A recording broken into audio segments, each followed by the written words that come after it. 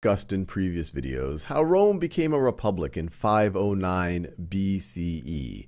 But it's worth noting, and I've done this in other videos, that at that point, Rome was not this vast empire. It was really just in control of Rome itself. But over the next few hundred years, it starts to expand. Rome is a militaristic society. The Roman legions start to exert its influence over more and more of the surrounding people on the Italian peninsula.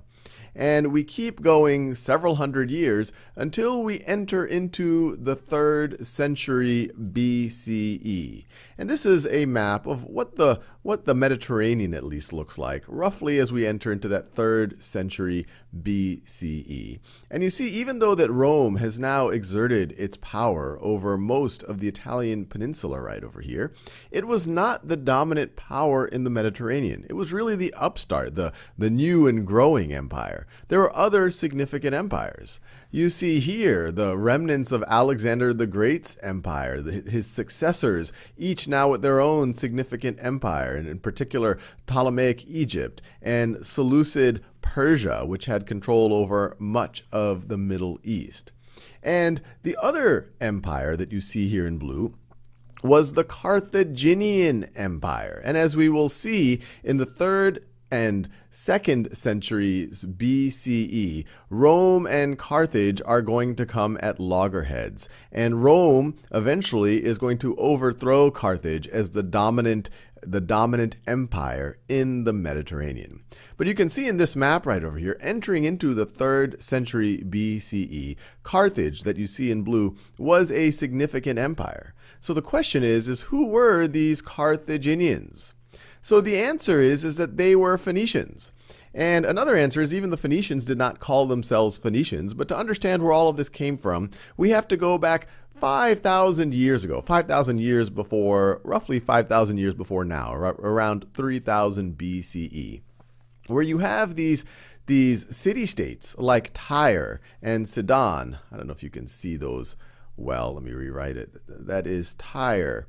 This is Sidon. Now this map is obviously a map of the 3rd century BCE, but if you go back to when these cities were founded, in fact before they were I guess you could say put under the influence of Nebuchadnezzar and then Achaemenid Persia, these were independent city-states, and they're actually existing cities in modern-day Lebanon.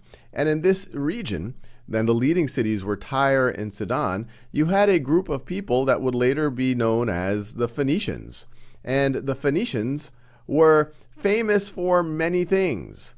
So they were famous as traders, as really shipbuilders and traders. And they colonized much of, or large segments of the coastline of the Mediterranean. And this is going back thousands and thousands of years. And Carthage was one of those colonies. It was established in the 9th century. This is what modern day historians believe. Sometime between 846 and 813 BCE. It was a Phoenician colony. It was set up as really a trading post for the Tyrians right over here.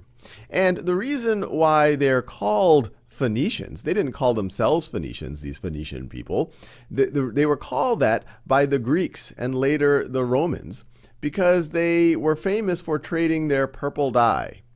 So they had their purple dye, which was derived from mollusk mucus that they were able to get from the sea as great sea traders and shipbuilders.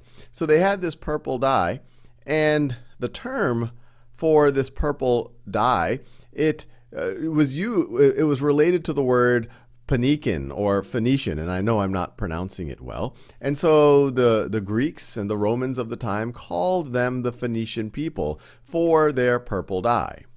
Now Carthage, as we will see in probably the next video, Carthage has a series of wars with Rome, which are called the Punic Wars. And I've always wondered, where does that term Punic come from? Why isn't it called the Carthaginian Wars or the Roman Carthaginian Wars? And that's because the Carthaginians were referred to their origins as coming from Phoenicia. And the Latin term for that was Punicus.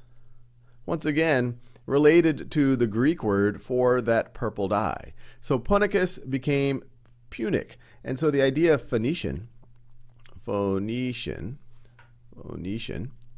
these are all related words to each other. So when we're talking about the Punic Wars, these are the Romans, or this is the modern day English. The Romans would have said Punicus. These wars are referring to the wars with Carthage, who are descendant from the Phoenicians. Now, just as a side note, another thing that you might be wondering about is, hey, this word Phoenician, it looks familiar. It looks like phonetic, like the phonetic alphabet.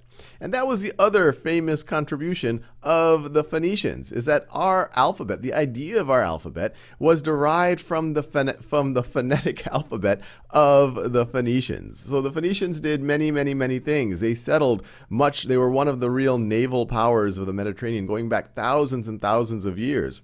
By the time we get to the Middle Roman Republic, we're in the 3rd century BCE, we're in the 200s BCE, the ancient cities of Tyre and Sidon, they're now part of the Seleucid Empire. The Seleucid Empire was one of the successor empires of Alexander the Great, but their offspring, so to speak, Carthage, is now a dominant power in the Mediterranean. And with Rome starting to exert its might, although it has very powerful armies, it does not at this point have a very powerful navy. But as we will see, as we get to 264 BCE, these two great powers in the Mediterranean start to come into a little bit of conflict.